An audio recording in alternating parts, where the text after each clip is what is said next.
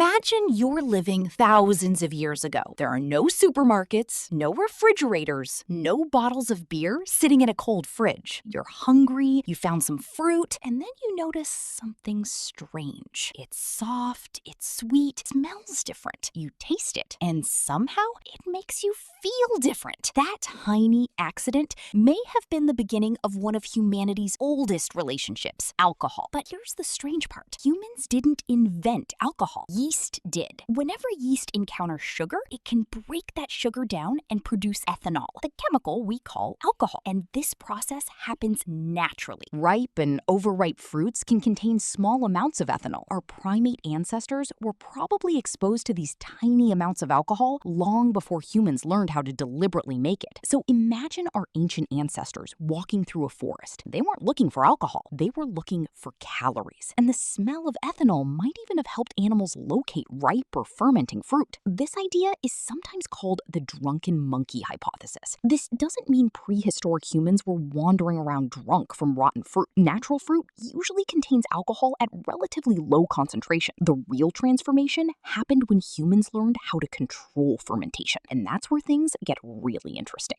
Around 9,000 years ago, people living at Jiahu were already producing a fermented alcoholic beverage. Scientists analyzed chemical residues absorbed into ancient pottery and found evidence of a drink made from rice, honey, and fruit, including hawthorn fruit and/or grapes. The pottery dates to roughly the 7th millennium BCE.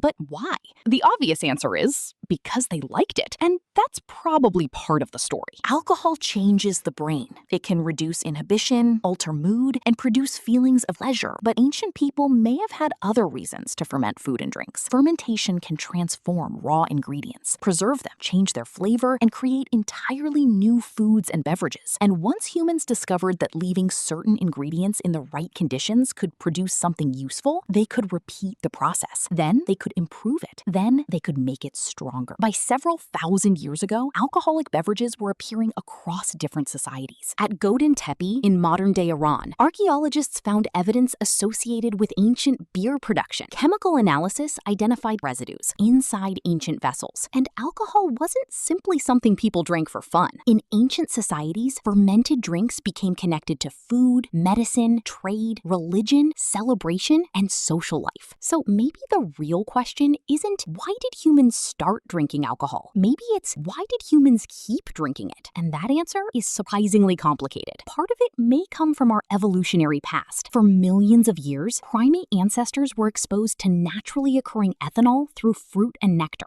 Then humans discovered something nature had already been doing: fermentation. We took sugar, added time, and let microorganisms do the rest. What began as a natural chemical process eventually became one of humanity's oldest technologies. And today, alcohol is everywhere. Beer, wine, spirits. Millions of people consume it for completely different reasons: celebration, relaxation, tradition, social connection, or simply taste. But every time you take a drink, you're participating in a relationship that began long before civilization itself. We didn't invent alcohol. We discovered what nature had already been making, and then we learned how to make a lot more of it.